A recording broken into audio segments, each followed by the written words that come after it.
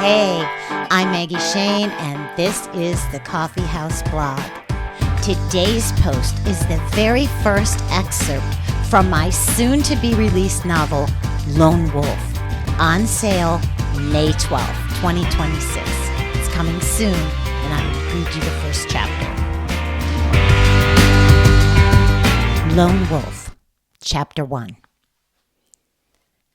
His mother was dying, and she was only 44.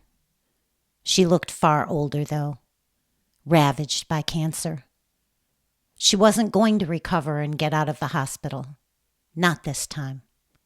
And her nurses had told him it was close. So he'd stopped going into work at all this week. He came in the morning, took a break at midday when she was usually sleeping, then headed back for the evening visiting hours. He sat by her bedside and held her hand. She opened her eyes and looked into his, her gaze direct and clear. He hadn't seen that in a while. She said, "I'm too weak. Too weak to talk as much as I should." "You don't have to talk, Ma. I can do all the talking." He leaned over, holding her hands. Her copper-red curls had faded to the shade of ground ginger, and the roses had fled her cheeks. "I thought I'd have more time." "I did too, Mom. A lot more." She smiled at him, but it was weak, and her poor lips were so chapped it probably hurt. He quickly grabbed the lip balm from her bedside stand and went to put it on, but she held up a hand, bending her eyebrows. "No. Listen." He lowered his hand, startled. Scylla had never snapped at him like that. She took a breath, like getting mad had taken it out of her. Her eyes drooped, but she popped them open again. "You'll have to read the journals, I guess." "What?" "Too weak," she said, her voice becoming a whisper. "But you need to know." "I need to know what?" She muttered, "Loose board and linen closet," before falling asleep. He could tell she was down for the count for the time being. So he kissed her forehead, tucked her blankets around her, uncovered her feet the way she liked, and then he went home, sure to his bones there would be no loose boards or hidden diaries to find in any linen closet. Morphine and dying did odd things to people. She said a lot of crazy things in the increasingly rare moments when she was awake. And yet, an hour later, he was standing in front of the linen closet on the second floor of their small, simple house. A section of paneling was leaning on the open closet door. Its shelves were on the hallway floor, towels and sheets and all, still folded. He'd moved them with care. No point making a mess. He didn't even know his mother had kept journals. And why the hell would she hide them so thoroughly? He was surprised when he found 2 small books behind the wall panel and took them both out. The top one's cardboard covers were wrapped in peeling red fake leather. The second one was yellow with daisies. He untied the first diary's pink ribbon and opened the small book. The date inside was a few months older than he was. Then he looked at his watch. He had to grab a sandwich, then help his boss for a few hours. He could still make it back for late visiting hours with his mom. So he took the little red book with him to read later, by his mother's bedside, during her intermittent naps. Scylla Travail. "I had a Greek mythology book in my backpack and $75 in the pocket of my jeans jacket when I rode my bike home from babysitting for the Belmonts today. It was 7 p.m. I used to keep my babysitting money in my music box. It was white with a ballerina inside and it played Beethoven's Für Elise, 'cause I like the music so much. Stepdaddy Dearest keeps borrowing my babysitting money. Always promises to pay me back double. Never pays me back at all. Last time he asked, I told him I'd already spent it. Man, he lost his mind, trashed my room, broke the lid off my jewelry box, and found the money. Then he backhanded me for lying and lectured me for an hour about being a selfish little brat who didn't want to help my family. So this time I kept my cash on me, like I do this diary. Doesn't matter though, because when I pedaled into my driveway, Mom's car wasn't there. I don't like being home alone with my old man. He's always groping me when nobody else is around. Been doing that shit since I was 11. Hands on my boobs, hands on my butt, hands on my crotch. It's worse when he puts his hands inside my pants, because then it hurts. Sometimes he just pulls me close and presses himself against me and breathes his stupid cigarette breath all over me. It's gross and I hate it. But he says he'll kill me if I tell, and that Mom would never believe me anyway and hate me forever. That part scares me most, that my mom will hate me. I feel so guilty for what he does to me that I bet it's probably true. She will hate me if she ever knows. Mostly I just avoid him and pretend my life is normal. But I know better. I'm not normal. When I'm around other kids my age, I feel like a freak, as if everyone can see. I'm not the same as them. I don't fit. I'm weird. So I got to the edge of our driveway, balanced the bike with one foot on the ground, about to pedal off and stay away until Mom got back, when Dad opened the front door and asked me why I was standing out there like an idiot, loud enough for every neighbor to hear. I told him I was going over to Shelley's, but that didn't work. He ordered me inside and asked if I got paid. I tried out my lie and it worked. He let the door bang closed and went back in. I got off my bike, rolled it out of the driveway onto the grass, and walked inside about as slow as I could. When I got in, though, he wasn't there waiting to grope me. He went straight to the family room and back, where he spent most of his free time in his reclining chair with the window open, winter or summer, smoking cigarettes and watching TV. A vehicle pulled in, and I sighed in relief. I thought Mom was home. He'd never touch me when Mom was home, except in the middle of the night sometimes. I was expecting Mom to walk in all smiles and rosy cheeks and cluelessness, but instead, someone on the other side knocked. So I opened the door. 2 men stood there, white guys. They didn't say anything for a second, but they looked at me in a way that felt weird. And then they looked at each other and grinned, and I got chills, and I didn't know why. They asked if my dad was home, said he was expecting them. But before I could point the way, Stepdaddy Dearest bellowed, "Back here, guys. You too, Priscilla." I don't know how to explain this in words, but it was like my feet were glued to the floor. I felt like I was going to throw up. The men started to go back there, but I stayed where I was with my hand on the still open door. I couldn't seem to close it. There was something bubbling, something like, get out of here right now. But I couldn't figure out why. I couldn't ignore it, though. I didn't really even think about it until later when I had the time finally to sit down and write all this down. I was just like, I had to leave. I couldn't not leave. It was weird like that. I looked around feeling panic bubble up for no reason, and I noticed the rack beside the wood stove with only 2 logs in it. And I said loudly, "Dad'll kick my ass if I don't get some firewood in here." And then I was out the front door. I didn't go to the wood pile, but straight past it to my bike. And I almost took off right then. But I was still arguing with myself for this sudden urge to piss off my old man in a way that was bound to have consequences I wouldn't like. And I was curious, I guess. Ms. O'Connor, my English teacher, says I have an inquisitive mind. My French teacher wants to send me to France next year as a foreign exchange student, but all Mom said when I told her was that the school must think parents are made of money, and then asked what the hell I'd do in France. Dad said what Dad always says. No. I hate him so much. I pushed my bike around behind the house to that always open window, and I laid it down real quiet in the grass. And then I went closer, but stayed down low out of sight and listened. One of the strangers asked how old I was, and Dad said 14. And then the other guy asked if I was a virgin, and Dad said fuck if I know, and the stranger said a number, 2,000. I gasped, then clapped my hand over my mouth and froze. I was so sure they'd heard me. Dad haggled, asked for 5, and said he was going to have to go to all the trouble of convincing Mom that I had run away. and it was worth 5 for that. And the other guy said he couldn't go higher than 4, and Dad said, okay. My blood felt like it had frozen. I shivered, but besides that, I was paralyzed. Dad bellowed for me to get my ass in there, and I finally managed to move again. I grabbed my bike, and I pedaled through the next 3 backyards fast as I could. I felt like I was being chased the whole time. I couldn't stop shivering, but I wasn't cold. I veered into the little wood lot with the shortcut path everyone always takes to school.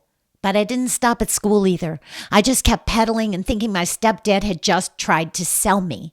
To sell me! I don't even know what for. But I had to get away, as far away as I could. I knew that for sure. Mom would never believe me if I told her. Nobody would. After an hour of pedaling, I'd made it to the truck stop out near the highway exit 15 miles from home. There were lots of rigs, big and small, filling the parking lot, coming and going nonstop.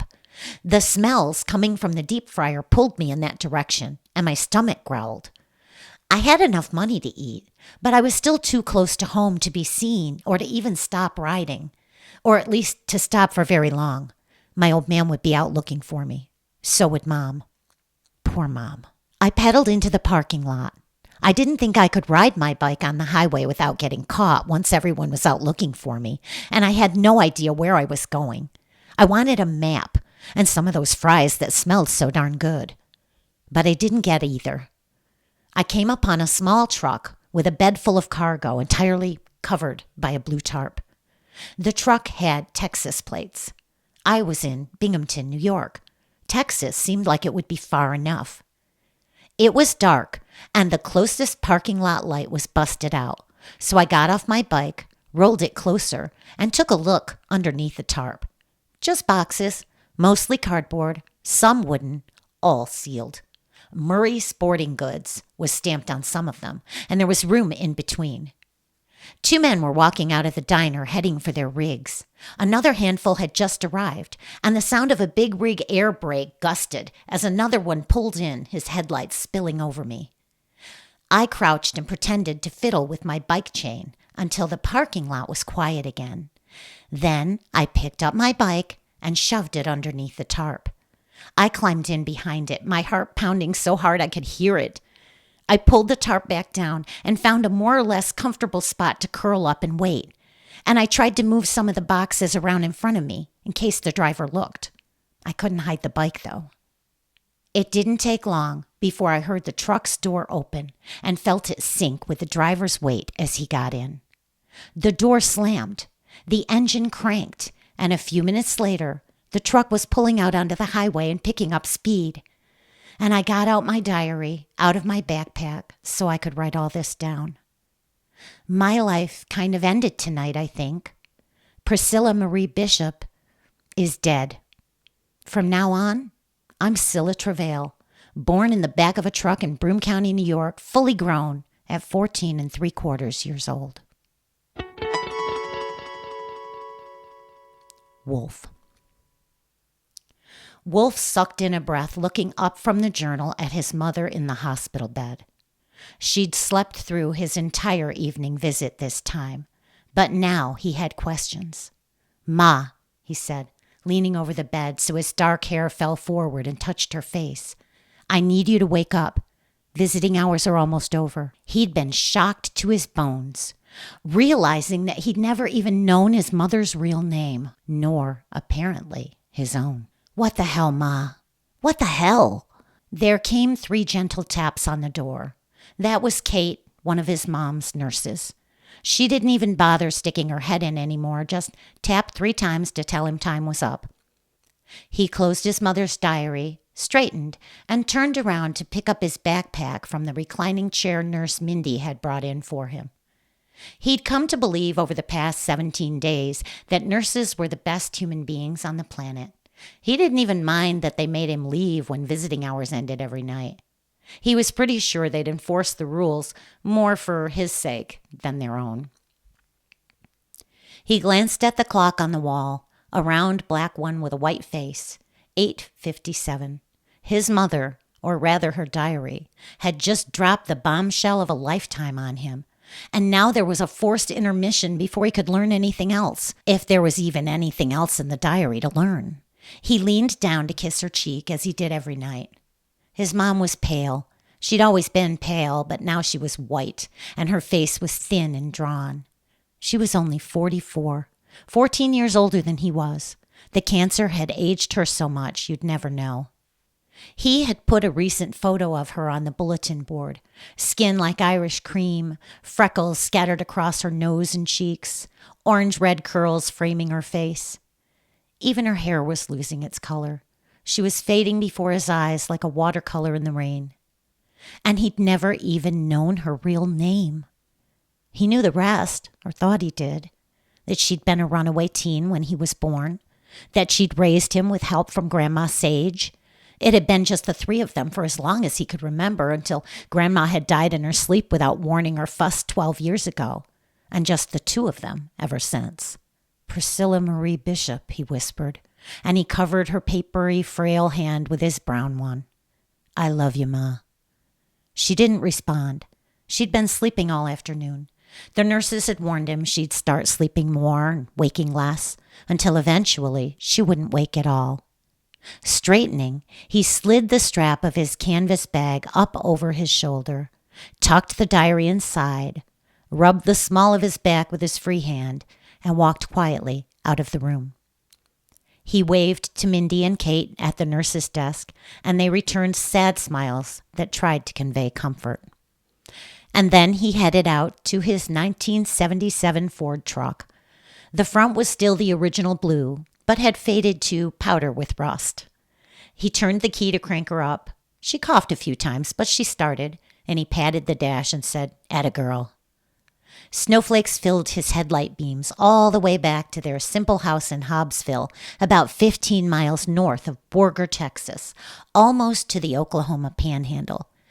They got a few inches every winter, but it always came as a surprise all the same. It was only November. His head was full of questions. If his mother's name wasn't Travail, then neither was his. Was he a bishop then? What about her piece of shit stepfather? Was he still around? He stepped through the front door and looked around the house they'd shared for more than a decade. They'd moved around constantly when he was growing up, and he'd changed schools at least once a year. But as soon as he'd landed a job on a union construction crew, they'd been able to buy a place of their own, a fixer-upper. His truck was a fixer-upper, too. Hell, so was his life. He wanted answers, and pouring through his mother's journals didn't seem likely to give him those answers fast enough. So he went to her bedroom. When he opened the door, he realized he hadn't been in there since the night he'd taken her to the ER. She hadn't told him she was terminal. That job had fallen to a stranger, a doctor who knew more about his mom than he did. It turned out keeping secrets had been a way of life for her, hadn't it? Her bed was unmade, just the way it had been when he'd scooped her out of it, taking the blanket with them, wrapping her up along the way to the truck. He looked around, wondering where her secrets might be hidden, besides the diaries, which would take days to read. Not many options for hiding places in the bedroom. It had been a den, but when she got too weak for the stairs, they'd made it her bedroom. Then later, they'd added the hospital bed, and later the commode and the IV pole. He searched under the bed, inside the drawers of her dresser, the nightstand, and the closet. He checked insides and the bottoms of the drawers and under the mattress. He felt for loose floorboards and false doors in the walls. He was wondering whether to slice open the mattress when someone knocked on his front door. The intrusion startled him. When someone came around unexpectedly, it made him nervous. He'd never thought too much about that, but now that he was questioning everything about himself, he realized he'd been raised to be suspicious of strangers by a woman who had something to hide. Two women, as Grandma Sage had always been tight-lipped about her past too, and now that he thought about it, she probably wasn't related either. What a trio they must have made. A green-eyed redhead, a black senior citizen, and a Native American kid without a clue. He left the room, went to the door, opened it. A woman stood there with a massive bundle of hair piled up on her lowered head in shades that shifted from caramel to blood amber. Snow was falling behind her as she lifted her head, but her eyes were slower and took their time sliding up his body. By the time they locked onto his, her eyebrows were high. You, I. She closed her lips, cleared her throat, but never let go of his eyes. Hers were the darkest blue he'd ever seen. For a second, he forgot to breathe. Then she said his name and broke the spell. I'm looking for Wolf Travail. Not looking for him, looking at him. You're Scylla Travail's son? So I've been told. He was proud of himself for not missing a beat. Yeah, okay, so I'm Camellia Rio, and Camellia Rio? Really? She crooked one eyebrow, and her chin rose. He saw that he'd offended her and spoke fast. Sounds too pretty to be a real name is all. Like Wolf Travail, you mean? He had to lower his eyes fast. She was too quick for him, and he was sure it had flashed in his eyes that knowledge that his name was made up. Probably. Not knowing was killing him.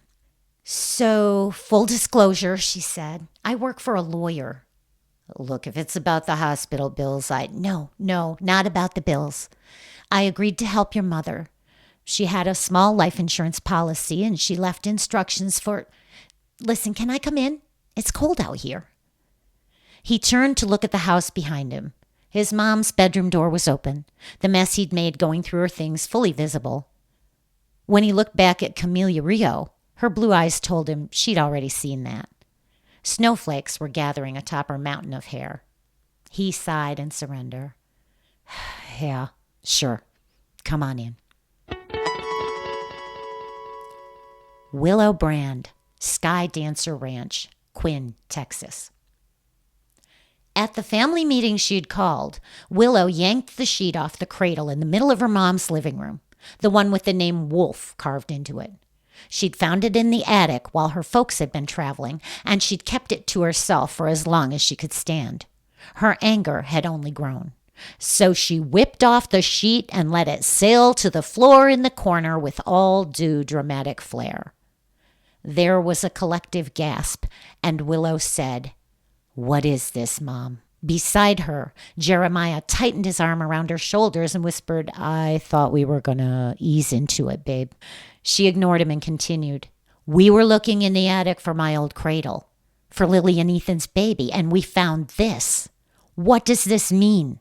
Who's Wolf? Taylor, her mother, did not speak. She'd gone still, staring at the cradle. Her long black hair, streaked in silver, formed a smooth curtain over her face. But then she looked up, and her brown eyes shifted to Willow, who was her younger mirror in every way. Her beautiful face crumpled, and she ran from the room with Willow's father, Wes, right on her heels. What the hell is going on? Willow called after her parents as they ran outdoors, leaving the rest of the whole dang clan behind them. A heavy hand fell on Willow's shoulder, Uncle Garrett's hand. I suppose this talk is overdue. Then he looked around the room at the gathered Brands. All the elders, their wives too, except Wes and Taylor. Aunt Chelsea was walking around with a coffee pot, refilling mugs. Willow's cousin and best friend Ethan moved closer to her side, while his beautiful Lily's blue eyes beamed with concern, her hand resting atop her swollen belly. Maria Michelle and her new husband Harrison drew nearer. Cousins Trevor and Orrin leaned on either side of the mantel like opposite bookends, one as dark as the other was light. And Orrin's kid sister Drew, blonde and blue-eyed like her brother, sat on the hearthstone. Except for his black-framed eyeglasses and bigger build, Baxter could have been their older brother with his shaggy golden mane. As Willow looked from the stunned faces of the younger Brands to the expressions of their parents, resolved and expectant, it was clear most of the elders already knew what it was Uncle Garrett was about to say. Uncle Ben and Aunt Penny were not holding her gaze, but averting theirs whenever she looked their way. Garrett moved to the center of the room and took a breath. Aunt Chelsea met his eyes and nodded, and he seemed to take courage from that. Willa, sweetie, you are not your parents' firstborn child, he began. And every one of Willow's cousins sent a wide-eyed look her way. And then Uncle Garrett told the story. Lone Wolf is available for pre-order in the ebook version, which will be a Kindle exclusive. The paperback, however, which will be up for pre-order in just a couple of weeks, releases the same day, and that will be available everywhere books are sold.